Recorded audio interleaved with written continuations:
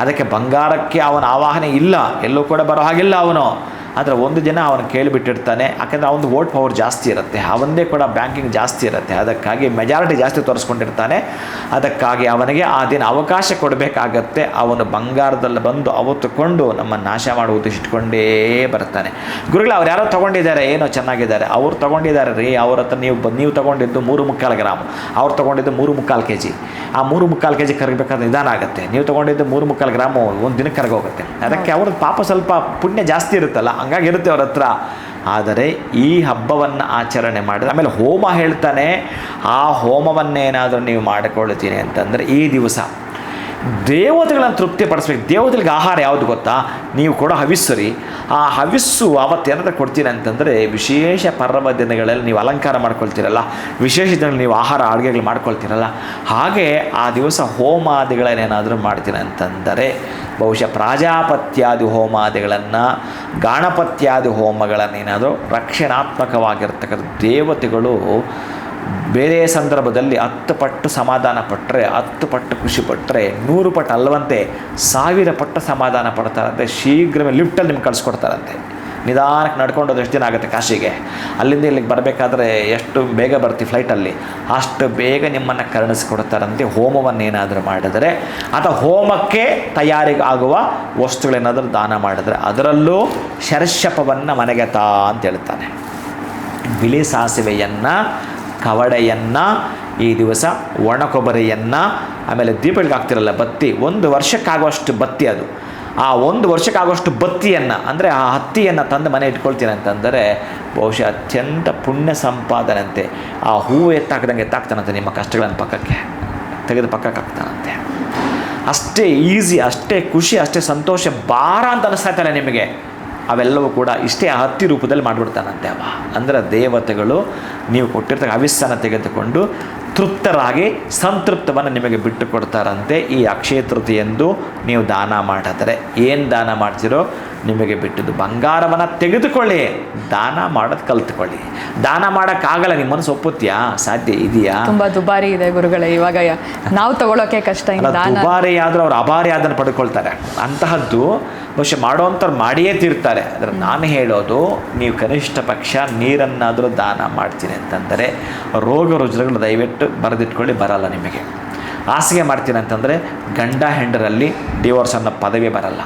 ಇಂತಹದ್ದು ಹೇಳಿರಬೇಕಾದ್ರೆ ನಾವು ಇದನ್ನೇ ಬಿಟ್ಟು ಅದೇ ಯಾವುದೋ ಏತ್ಲಾಂಟಿತನ ಮಾಡೋಕ್ಕೆ ಹೋಗ್ತೀವಿ.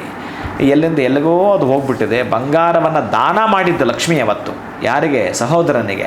ಹಾಗೆ ಮಾಡ್ರು ಅಂತಂದರೆ ನೀವು ಮಾಡಬೇಕು ಅನ್ನೋ ಉದ್ದೇಶದಲ್ಲೇ ತೊಗೊಳಕ್ಕೆ ಹೋದ್ರೂ ಅದನ್ನು ನೋಡ್ಬಿಡ್ತೀರ, ಡಿಸೈನ್ನ ಇಟ್ಕೊಂಡ್ಬಿಡ್ತೀರಿ, ಇದು ಚೆನ್ನಾಗಿದೆ ನೆಕ್ಸ್ಟ್ ನೋಡೋಣ ಅಂತ. ಹಾಗೆ ನಮ್ಮ ಮನಸ್ಸು ಏನು ಮಾಡುತ್ತೆ ಅಂತಂದರೆ ಅವನಂಗೆ ಮಾಡಾಕ್ತಾನೆ ನಮ್ಮನ್ನು. ಆ ಕಲಿಪುರುಷ ಆಸೆಗಳು ಹುಟ್ಟಿಸ್ಬಿಡ್ತಾನೆ. ಬೇಗ ಬೇಗ ಬಿಡು, ನಾಳೆ ದಿವಸ ಅದು ನೋಡೋಣ, ಇವತ್ತು ತಗೊಳ್ಳೋಣ, ಏನೋ ಒಂದು ಮಾಡಿ ನಮ್ಮನ್ನು ನಾಶ ಮಾಡೋ ಉದ್ದೇಶ ಅವನಿಟ್ಕೊಂಡಿರ್ತಾನೆ. ಪಾಪ ನೀವಲ್ಲ, ನಿಮ್ಮದು ತಪ್ಪಲ್ಲ, ಅದು ಕಲಿಪುರುಷನ ತಪ್ಪು. ಅದಕ್ಕಾಗಿ ನಿಮ್ಮನ್ನು ಯಾಕೆ ಮಾತಾಡೋದು?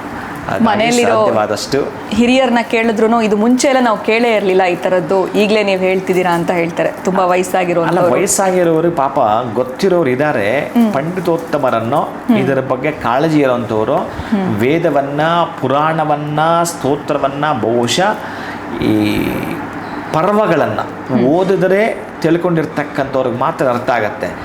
ಯಾರು ಬಂಗಾರವನ್ನು ತೆಗೆದುಕೊಳ್ಳುವಂಥದ್ದು ಮತ್ತೊಂದು ಇನ್ನೊಂದು ಪೂರ್ಣವಾಗಿ ಒಂದೇ ವರ್ಡಲ್ಲಿ ಕೆಟ್ಟದ್ದು ಕೇಳಿಸ್ಕೊಂಡು ನಾವು ರೆಡಿ ಇರ್ತೀವಿ. ಈ ಸಬ್ಜೆಕ್ಟ್ ದೊಡ್ಡದಲ್ವಾ, ಅದನ್ನು ಯಾರು ಅಷ್ಟಾಗಿ ಕೇಳಿಸ್ಕೊಂಡಿರಲ್ಲ. 100ಕ್ಕೆ 100 ಹಿರಿಯರಾಗಿದ್ದರೂ ಕೂಡ ಬಹುಶಃ ತಪ್ಪು ಮಾಹಿತಿ ತಿಳ್ಕೊಂಡಿದ್ದು ಅವ್ರ ತಪ್ಪು ಮಾಹಿತಿಯೇ ಕಂಟಿನ್ಯೂ ಮುಂದುವರೆದಿರ್ತಾರೇನೋ. 100ಕ್ಕೆ 100 ಪಂಡಿತೋತ್ತಮರು ಇದನ್ನು ನಿಮಗೆ ಸೂಚಿಸಲಾರರು.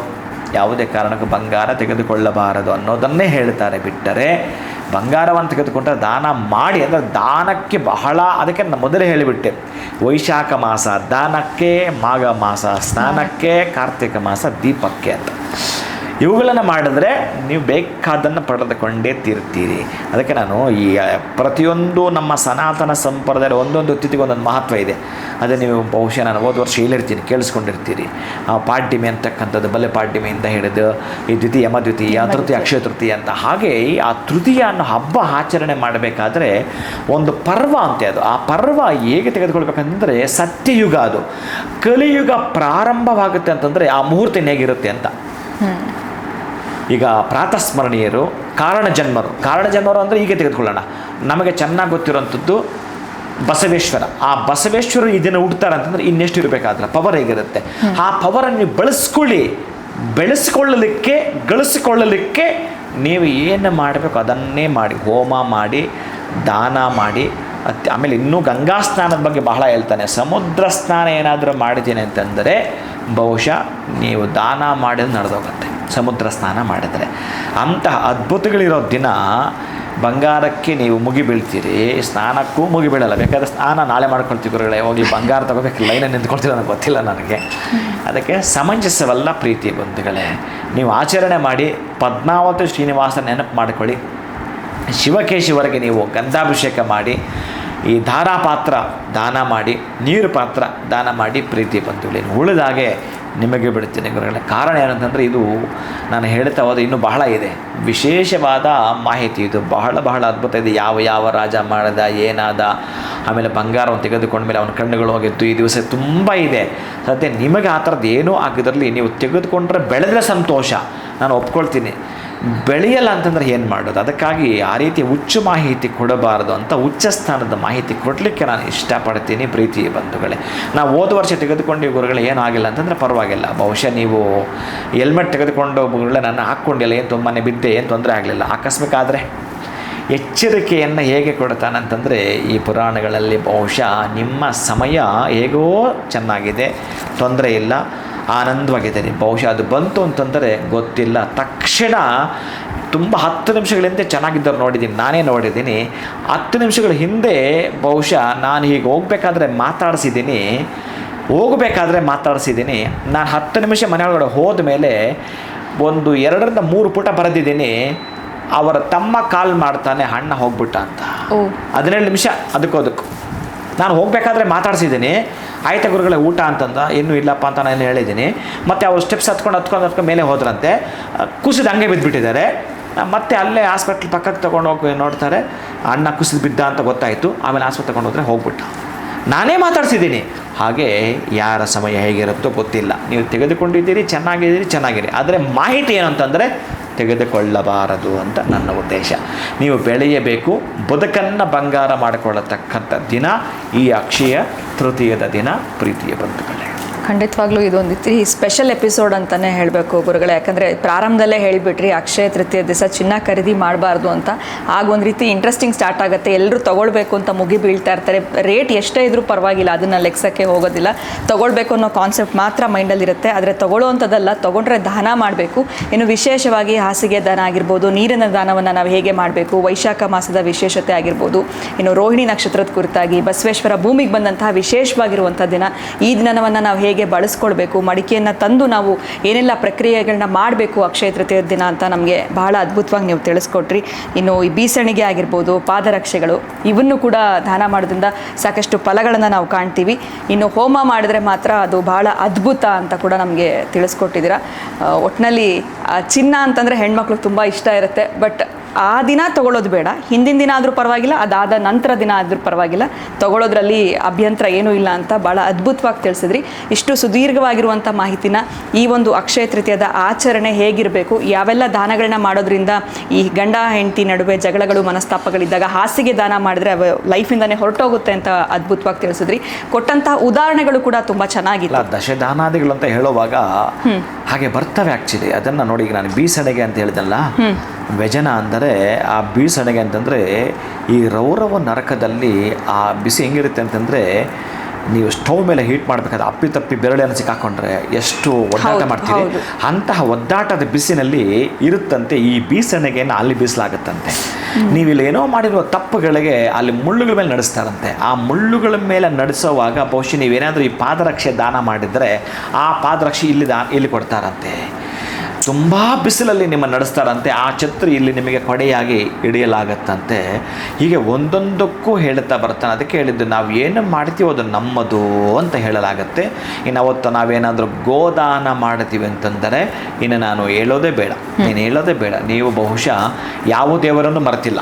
ಇಂದ್ರಾದಿ ಮರುದ್ಗಗಣ ದೇವತೆಗಳಿಂದ ಹಿಡಿದು ಅಶ್ವಿನಿ ದೇವತೆಗಳಿಂದ ಹಿಡಿದು 33 ಕೋಟಿ ದೇವತಾ 33 ಕೋಟಿ ದೇವತೆಗಳನ್ನು ಪೂಜಿಸಿದ್ದ ಫಲ ನೀವು ಗೋದಾನ ಮಾಡಿದ್ರೆ, ಕನಿಷ್ಠ ಪಕ್ಷ ಗೋವಿಗೆ ಒಂದು ಆಹಾರವನ್ನು ಕೊಟ್ಟರು ಕೂಡ ಅದೇ ನಿಮ್ಮ ಖಾತೆಗೆ ಜಮೆ ಮಾಡಲಾಗತ್ತೆ ಪ್ರೀತಿಯ ಬಂಧುಗಳೇ. ಈ ಗರ್ಕ ಸ್ತಂಭ ಅಂತ ನಾನು ಹೇಳಿದ್ದೆ, ಈ ನೋವಿಗೆ ಅದು ಬೆಂತಿಕ್ಕುಕೊಳ್ಳುತ್ತೆ ಎತ್ತಾಗಿರೋದು ಹಬ್ಬ. ಅದಂತೂ ಇಂಥ ದಿನಗಳಲ್ಲಿ ನಾನು ಹೇಳ್ತಿರ್ತೀನಿ, ಯಾವುದ್ಯಾವುದೋ ಪಕ್ಷ ಮಾಸಗಳು ಹೇಳ್ತಿರ್ತೀನಿ, ಇಂತಹ ದಿನಗಳು ನೋಡಿಕೊಂಡು ನೀವೇನಾದರೂ ಯಾವುದಾದ್ರೂ ಆಶ್ರಮ ಆಗಿರ್ಬೋದು ಇಂತಹ ಕಡೆ ಮಾಡ್ತೀನಿ ಅಂತಂದರೆ, ಆ ಹೋಮಕ್ಕೆ ತುಪ್ಪ ದಾನವನ್ನು ಮಾಡ್ತೀನಿ ಅಂತಂದರೆ, ಮೊಸರು ದಾನ ಮಾಡ್ತೀನಿ ಅಂತಂದರೆ, ತುಪ್ಪ ದಾನ ಮಾಡ್ತೀನಿ ಅಂತಂದರೆ, ಏನೆಲ್ಲ ಹೇಳ್ತಾನೆ. ಬೇರೆ ದಿನ ಮಾಡಿದಾಗ ಬೇರೆ ರೀತಿಯ ನಿಧಾನ ಅಥವಾ ಮಂದ ಇರಬಹುದು, ಆದರೆ ಈ ಪರ್ವಕಾಲಗಳಲ್ಲಿ ದಾನ ಮಾಡಿದ್ರೆ ನಿಮಗೆ ಸ್ಪೀಡ್ ಜಾಸ್ತಿ. ನಾನು ಆಗಲೇ ಉದಾಹರಣೆ ಕೊಟ್ಟಿದ್ದೀನಿ.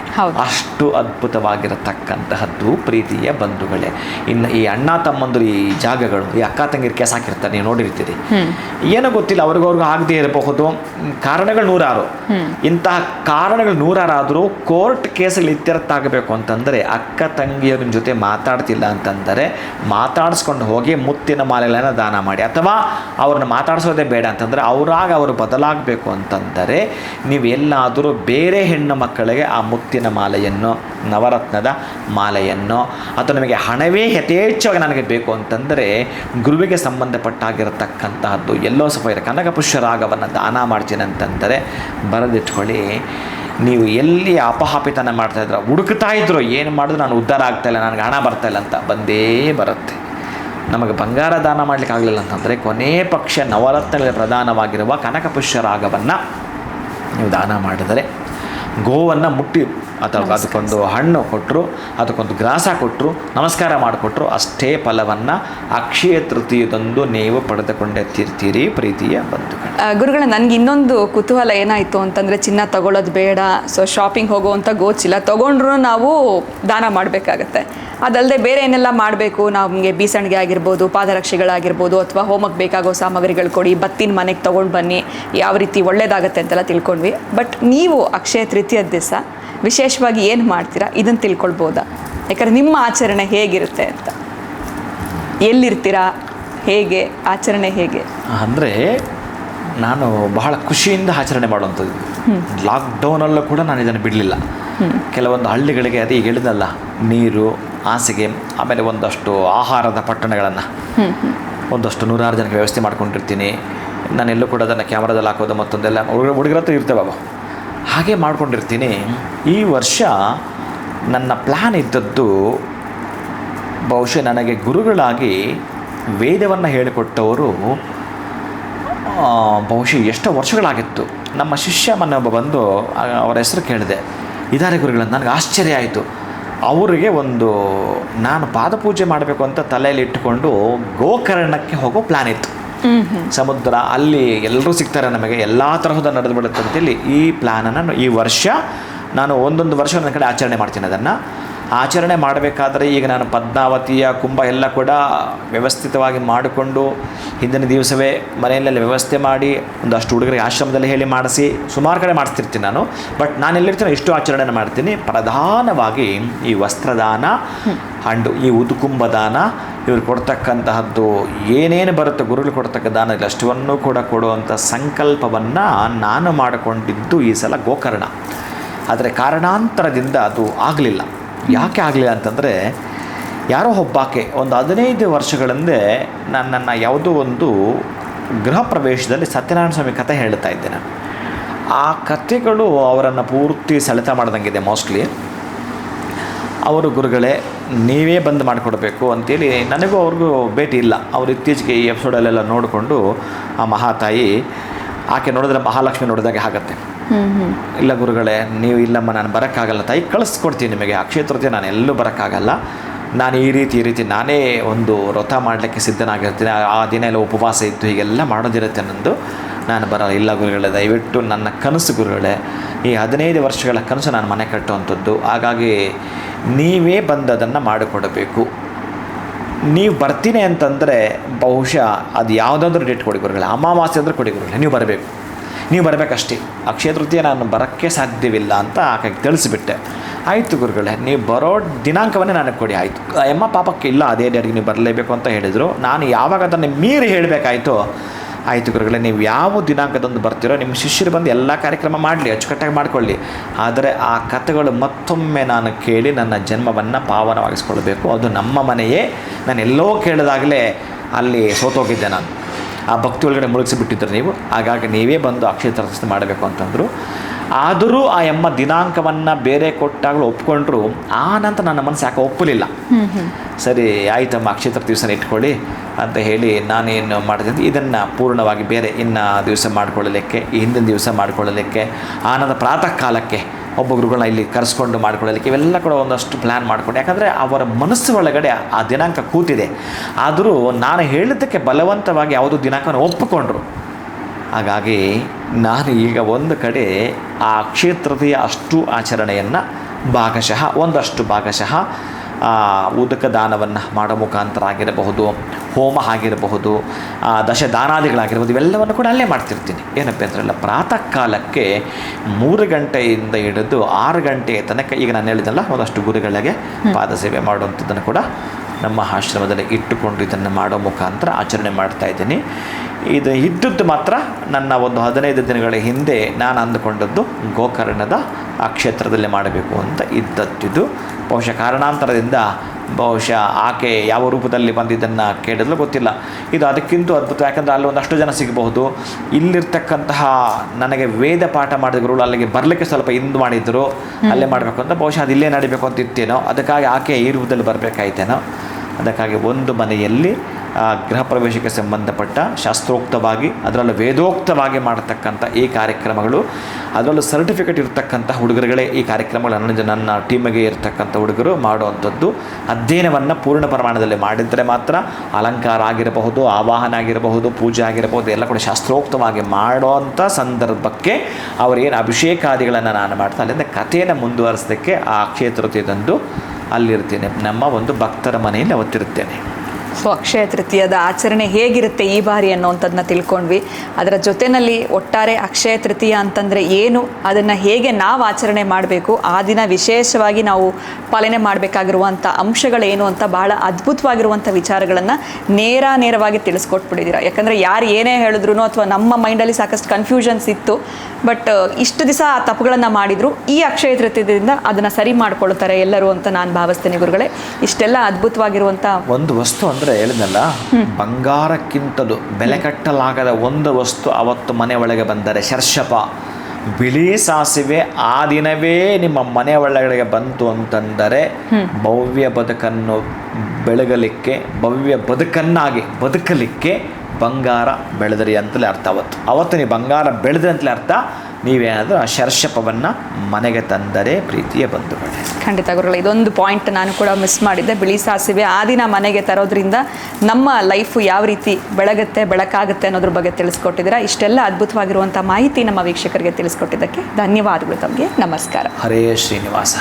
ಅಕ್ಷಯ ತೃತೀಯ ಅಂದ ತಕ್ಷಣ ಚಿನ್ನ ತಗೊಳ್ಬೇಕು, ಏನು ತಗೊಳ್ಳೋದು, ಆ ದಿನ ಹೋಗಿ ತಗೊಳ್ಳೋದ, ಮುಂಚೆನ ಆರ್ಡ್ರ್ ಪ್ಲೇಸ್ ಮಾಡೋದ, ಈ ಥರ ಎಲ್ಲ ಆಲೋಚನೆಗಳನ್ನ ಮಾಡ್ತಾ ಇದ್ರಿ. ಆದರೆ ಅಕ್ಷಯ ತೃತೀಯದ ಆಚರಣೆ ಏನು, ಅದರ ಅರ್ಥ ಏನು, ಸಂಪೂರ್ಣವಾಗಿ ಗುರುಗಳು ನಮಗೆ ವಿಡಿಯೋನಲ್ಲಿ ತಿಳಿಸ್ಕೊಟ್ಟಿದ್ದಾರೆ. ಸೊ ಇಲ್ಲಿವರೆಗೂ ಆ ತಪ್ಪುಗಳನ್ನು ಮಾಡಿದರೆ ಇನ್ನು ಮುಂದೆ ಆದರೂ ಅಕ್ಷಯ ತೃತೀಯದ ಆಚರಣೆ ಹೇಗಿರಬೇಕು ಅಂತ ವಿಡಿಯೋನ ನೋಡಿ ತಿಳ್ಕೊಳ್ಳಿ ಅಂತ ಹೇಳ್ತಾ ಕಾರ್ಯಕ್ರಮವನ್ನು ಮುಗಿಸುವಂಥ ಸಮಯ ಆಗಿದೆ. ನಮಸ್ಕಾರ.